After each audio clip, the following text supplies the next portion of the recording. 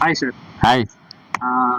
இன்னைக்கு வந்து பார்த்தீங்கன்னா டெக்னாலஜி பற்றி பேசியிருந்தோம், அப்புறம் ஹாட் நியூஸ் பற்றி பேசியிருந்தோம். ஸோ அதை கண்டினியூ பண்ணுற மாதிரி இன்னைக்கு ஒரு டிஸ்கஷன் என்னன்னா, லவ் பற்றி என்ன சார் நினைக்கிறீங்க? இந்த ஜென்ரேஷன் இப்போ அது ரொம்ப இம்பார்ட்டன்ட்.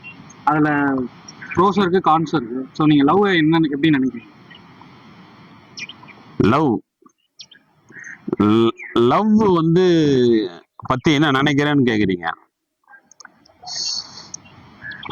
எனக்கு ஒரு நான் படிச்சதுன்னு இல்லை, எங்க அம்மாவோ இல்லை யாரோ ஒருத்தர் சொன்ன கதை ஒண்ணு நான் சொல்றேன். இந்த இப்ப சிவன் பார்வதி இவங்களுக்குள்ள ஏதோ ஒரு சண்டை நடக்கும்போது இந்த காமதேவன், அந்த காமதேவன் தான் வந்து love, a god of desire, விருப்பத்துக்கான காடு. அந்த காடோட ஒர்க்கை ஸ்டாப் பண்ண சொல்லி பார்வதி யாரோ சொல்லிடுவாங்களாம். அப்படி சொன்ன உடனே ஒரு வித்தின் ஒரு 20 daysல வந்து இந்த பூமி வந்து நான் வந்து எதுவுமே பசிக்காது, யாருக்குமே பசிக்காது, யாருக்குமே வேலைக்கு போக மாட்டாங்க, பூ பூக்காது, மரம் இருக்காது, இந்த உலகமே வந்து ஒரு நில் ஸ்டேஜ்ல வந்து இந்த உலகமே அழியக்கூடிய ஸ்டேஜ்ல போயிடும்.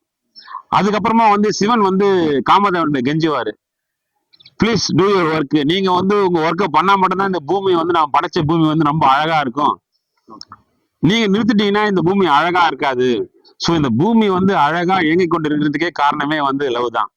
ஸோ லவ்ன்ற ஒண்ணு இல்லைன்னா இந்த பூமியே இயங்காது, யாருக்கும் பசிக்கவும் செய்யாது, யாரும் வேலையும் போக மாட்டாங்க.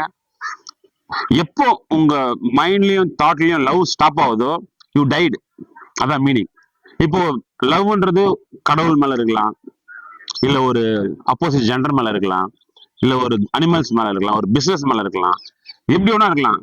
பட் லவ் தான் வந்து ரன்னிங் த எர்த், அந்த சுத்துது இல்லையா பூமி, அது காரணமே லவ் தான். நமக்குமே எப்போ லவ் ஃபீலிங்ஸ் ஸ்டாப் ஆகுதோ வி டைட். ஸோ லவ் தான் வந்து யூனிவர்ஸ், அது வந்து பெரிய பெரிய சப்ஜெக்ட். ஸோ இதுதான் meaning of love. How is it? Nice. Thank you.